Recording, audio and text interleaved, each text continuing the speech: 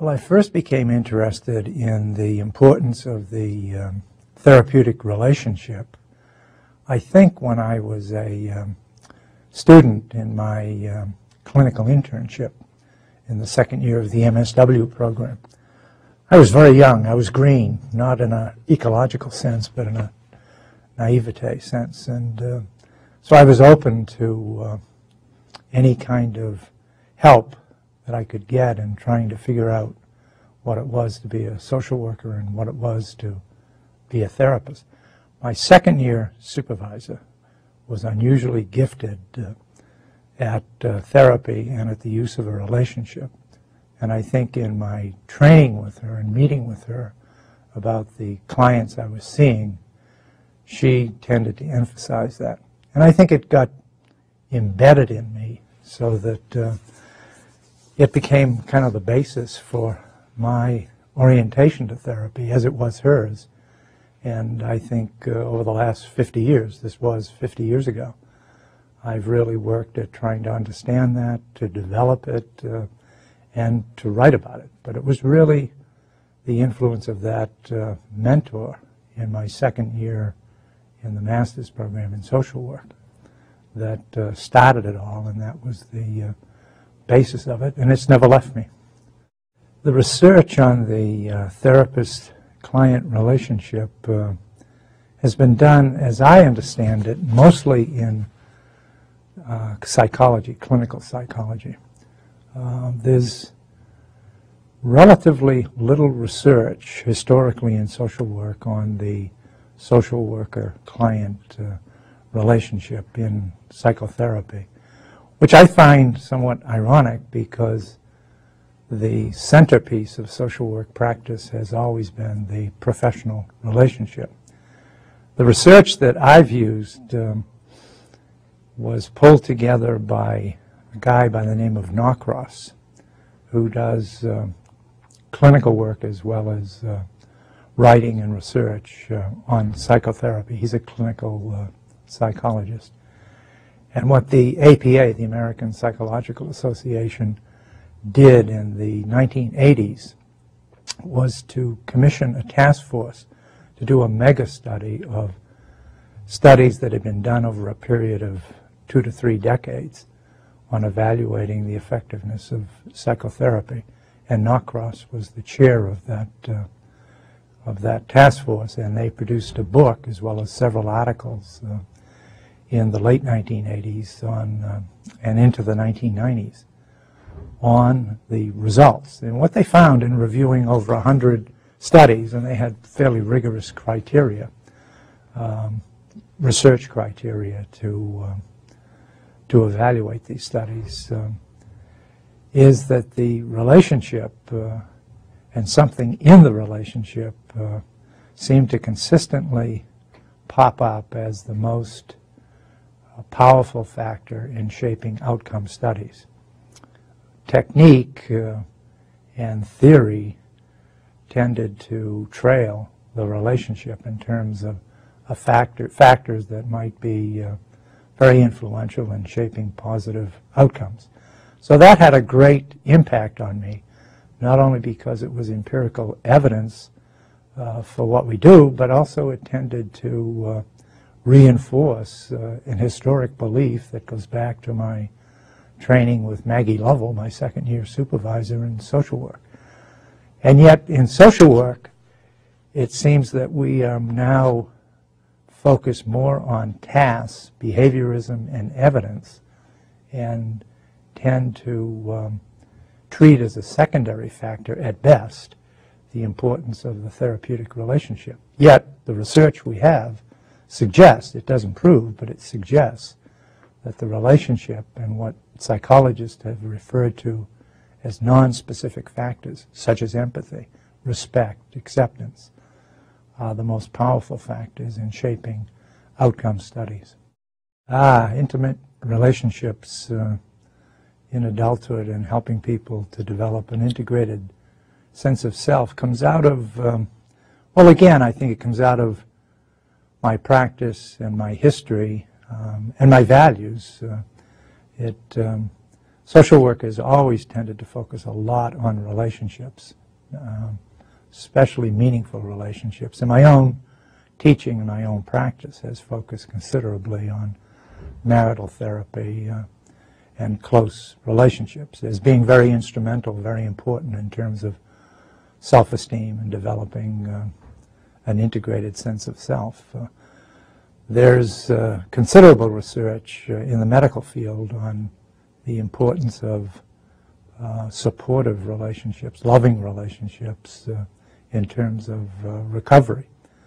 I think the major source now of my understanding of relationship and my belief in its power is our own research on lasting relationships.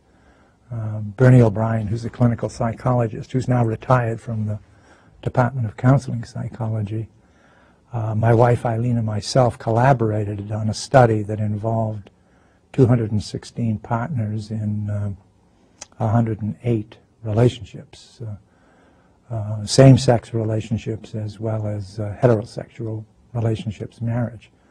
And what that showed, and I've written considerably on this, is that what we coined psychological intimacy tends to be a very powerful force in stability, that is, people staying together. And the people we studied had stayed together an average of over 30 years.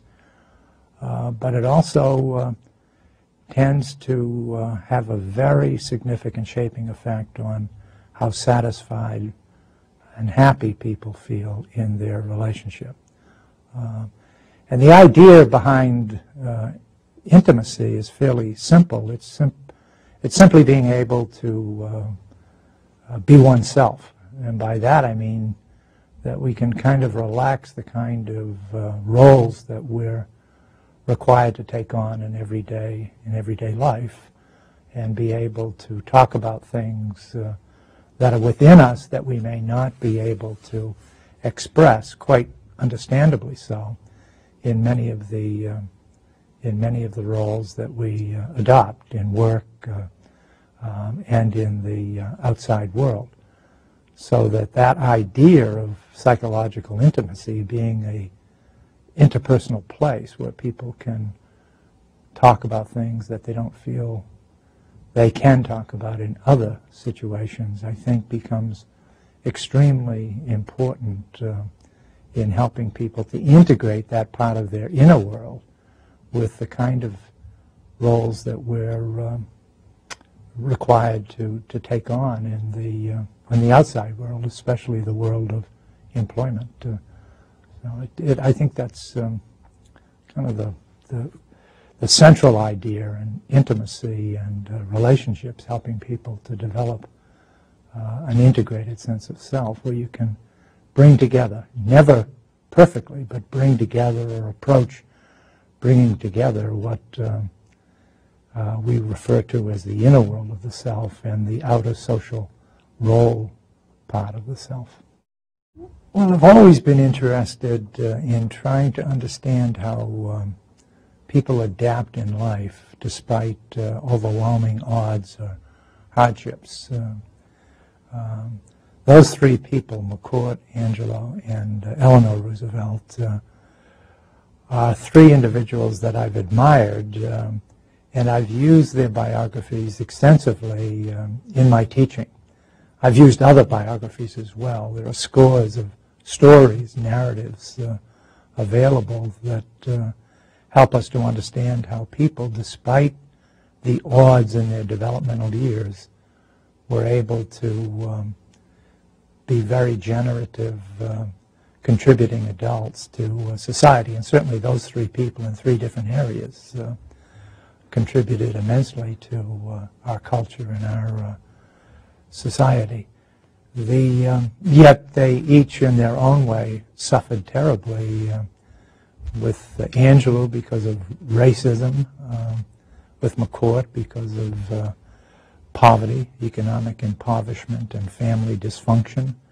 And Roosevelt, surprisingly, despite her heritage as a Roosevelt, her her impoverishment at the hands of her young mother, who really rejected her in the most overt of ways.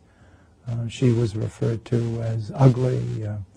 Mother had relatively little to do with her. And by the time she was 10 years old, she lost her father, who was a very unpredictable, at times violent, dysfunctional alcoholic. She lost him, she lost a baby brother, and she lost her mother. I mean, terrible traumas for a child, you know, less than 10 years of age. She was then raised by aunts. And yet, look what she did. Whether you believe her political and humanistic philosophy or not, you have to admire that she certainly contributed immensely toward the well-being of people and groups. And I think it was because of her suffering that she probably identified with Jews, with blacks, and with the economically impoverished, because I think she also felt discrimination and damage in her developmental years. With Angelou, I've always admired her and loved her writing, but she had a very, very difficult life, and in some ways, if you looked at it, it appeared to be quite fragmented because she lived in different places with different relatives and suffered as blacks did in that generation, and still do to a considerable extent, the results of racism and bigotry, and yet she was able to make this immense contribution. And McCourt the same way, although he wrote his book after his mother died, and being Irish, I think I can understand that he could never write about her until she was dead. He probably would have died of guilt himself. But it was a great narrative, a great story of a person, and they were somehow able to reach something in adulthood that gives us hope despite our background. So we can no longer, I think, take the theory of determinism or developmental experiences as determining everything. They're certainly powerful and they shape who we are as adults, but they don't determine who we are. And these people somehow were able to move beyond and overcome the diversities in their background. I've used several other biographies in my teaching, but somehow I always come back to the three of them, and in my book I use the three of them because they represent diversity in terms of backgrounds, in terms of their race, their economic level, their ethnicity, but they also, I think, are wonderful stories about hopefulness and the ability of human beings to transcend pretty terrible experiences in their developmental years. Well, the issue of time-centered therapy and behavioral therapy, cognitive therapy, we now refer to it as cognitive behavioral therapy, and task-centered therapy, I think can be integrated with the more humanistic, dynamic, empathic form of therapy that places the relationship in a central role rather than a secondary role. One of my concerns about practice today and education for practice, unlike what I experienced and which I already talked about a little bit, is that there is so much emphasis on evidence-based practice that points to cognitive behavioral therapy or time-limited therapy or task-focused therapy as being the treatments of choice, the interventions of choice. I have no problem with cognitive behavioral work or time-centered work. I think the important thing is that we do need to use evidence to inform our practice, and there is an impressive amount of evidence on behaviorism and on cognition and cognitive therapy to support its use. and to support its use with several different types of conditions and populations. What bothers me in terms of practice and in terms of education for practice is that we're becoming as closed about those forms of intervention as people like me were accused of being in the past about dynamic, empathic, analytically oriented therapy. I've never seen myself as being particularly closed, although I do have a point of view, and it's one that I write about and I don't apologize for. And I think that there's a lot in that point of view that's held by people of my age that's still very valuable, but I think it's tending to be dismissed or placed into a secondary role in practice and education today. I've seen a lot of people in my practice, in my private practice, who have had other forms of therapy, cognitive behavioral therapy, psychoanalytic treatment, and I end up seeing them, or they end up coming to somebody like me because they feel that something is still missing, or something just hasn't taken. It hasn't been integrated. They may have been able to change a piece of behavior, but it didn't last, or they may have all kinds of cognitive insight into their conditions, but somehow they still feel an emptiness. And what I've found in terms of integrating the two is not so much that I do cognitive behavioral work, although I think all therapy, regardless of the orientation, is to some extent cognitive behavioral. But what I've found is that there are a lot of people whose sense of self is damaged in a way that prevents them from integrating, learning from therapies that are informed by psychoanalytic theory or cognitive theory or behavioral theory. That they need a period of time in an empathic, supportive relationship over time to be able to integrate new learnings and to be able to use them to change their behavior. Now, I don't think we know an awful lot about that, about who's appropriate for what type of therapy. I think we do know that there are therapies, even on a massive scale, that are informed by certain ideas, such as cognitive ideas, that work. One of the examples I used to use when I was teaching with students is smoking programs. I mean, if you think of the millions of people that have given up smoking, they didn't do it because they had psychoanalytic insight, or they were reinforced with M&Ms in a behavioral sense. They did it simply because we were able to convey to people the logic of giving up smoking based on scientific evidence that you're going to get in big trouble, or you may even die prematurely if you're a smoker.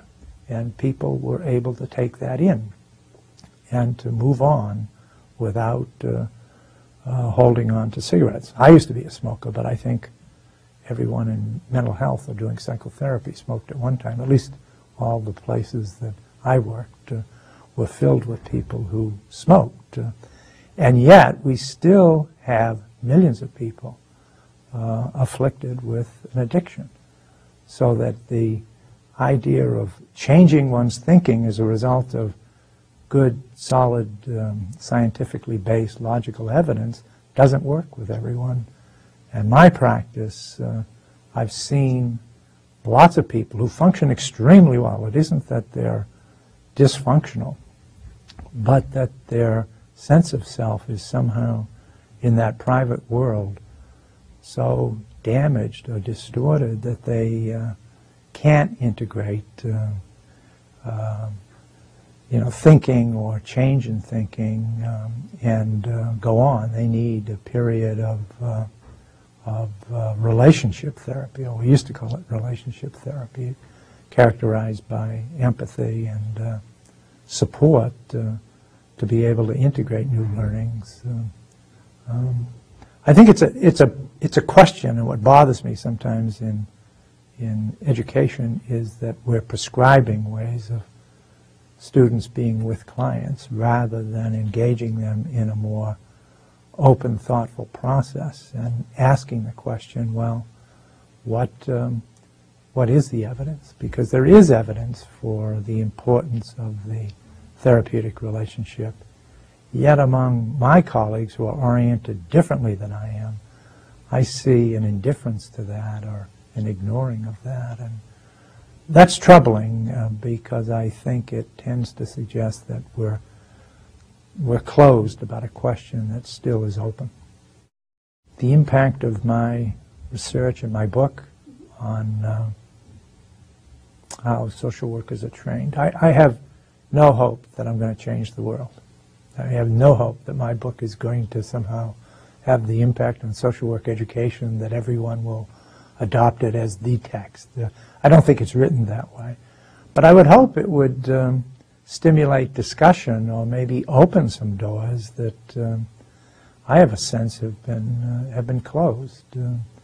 I look at even our school here. There's been enormous change, say in the last 20 years, in the orientation of our clinical program from being more dynamic and empathic and humanistic to being very evidence-based, to being very cognitive, behavioral.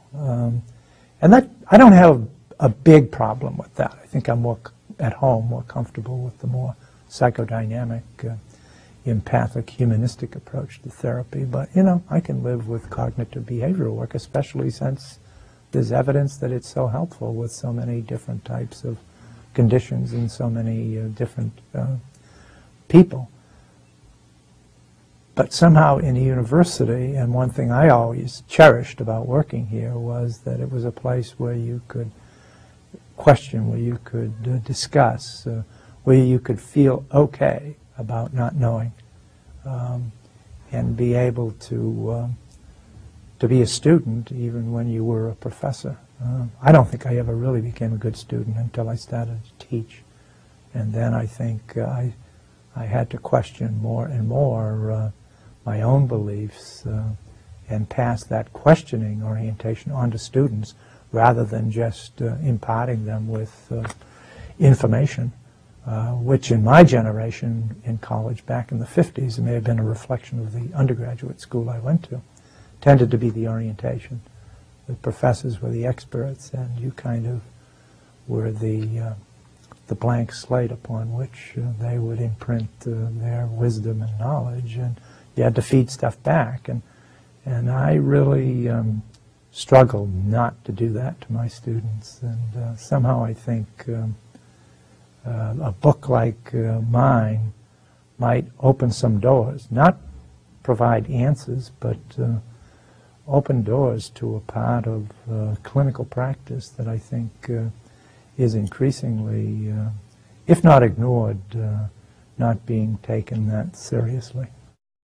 I think the library played a very critical role, but I'd have to go back to the importance of the library in shaping my development as a faculty member and as a professional social worker and a clinician. And that goes back to the 1960s when I came here. It just was, you know, it was the reservoir of information. And, you know, what strikes me in the university in the last 50 years, well, I guess it is, yeah, going on 50 years, is the enormous change, but the enormous change in the libraries and how valuable, for example, resources like electronic resources like databases. I'm working on an article now. In fact, I just submitted it yesterday. And it was somewhat of a blow for me because I publish a lot. And if you're going to publish, you're going to have to learn to live with criticism and rejection. But I still find that people have a hell of a nerve, really, telling me this paper isn't good enough to be published. But this is a paper that I've received a lot of criticism on for different reasons. I won't go into that. But they asked me, they said they wanted to publish it, but would I work on it? Would I be willing to redo it again and respond to some of the reviews. And one of the issues was that I'm writing on an issue has to do with the notion of intimacy that we talked about earlier between lesbians and heterosexual women in our studies of long-term relationships. And one of the aspects of intimacy is that most of the substantive work in terms of looking into the nature of psychological intimacy, or what we talked about before, so I won't go into that. But so much of that work seems to have been done in the 1980s and the 1990s. And the journal was very critical that I didn't use any references after 2000. And they didn't really accept that I said to them, nothing's really been done, especially when you look at woman and intimacy in same-sex and heterosexual relationships that have lasted 30 years. I mean, we're the only ones that are doing that, so, you know. But what I did was I went back to the libraries and to the databases, and believe it or not, I found 3 articles that weren't directly touching on our topic, but they were close enough so I was able to do that. But I was thinking, you know, because I've published a lot over the years, but if I had been working on this paper, what, 25 years ago, it would have been a horrendous task. I would have had to go back to the paper and do it. But I was able to tie into the databases right from my house and go through and look at the articles and then pull up the articles and at least scan them to get an idea as to whether they might be appropriate in meeting the criticism of these editors about the article and the lack of references after 2000. That's only one example, but I think it's a good indication of how valuable the libraries have been and the resources of the libraries, or going to somebody like Kate and just asking, well, how do I do this, or where can I look for this? Or I always get hung up. I am a very careless writer. I tend to fall in love with ideas and I forget punctuation. So I have to be really careful about, for example, APA format, and rely on other people because I never get it right. And it's neat to be able to call up the library and say, you know, how do I, in this same paper, one of the critiques, there were 2 reviews, and one of the critiques was, it wasn't good enough for me to say I use databases. I had to spell out the databases and reference them. Well, the librarians in the School of Social Work didn't have an idea of how you reference a database because they had never seen it, but Kate gave me a reference to an article in a Canadian journal where it had been referenced. So then I decided to call APA, and so I wrote them an email and just said, and they had no idea how you went about doing this, and they had never heard it before, which I thought, well, that's interesting because everybody who writes today has to use databases. You've got to go to the literature that way, otherwise, you know, you would just be spending weeks reading articles and go through journals and books and so on and so forth. At least this helps to narrow down your search by being able to use a relevant database and pick out, you know, the years that you want the search done. And so, I mean, those are just some specific ways in which the library has been helpful. I think also just as a library, it's a place to sometimes go that's different, and you can, the books are there, which I find very comforting, but also to be able to write or to read. So the libraries here have been, and the librarians have been very critical in my development and certainly in the production of this book.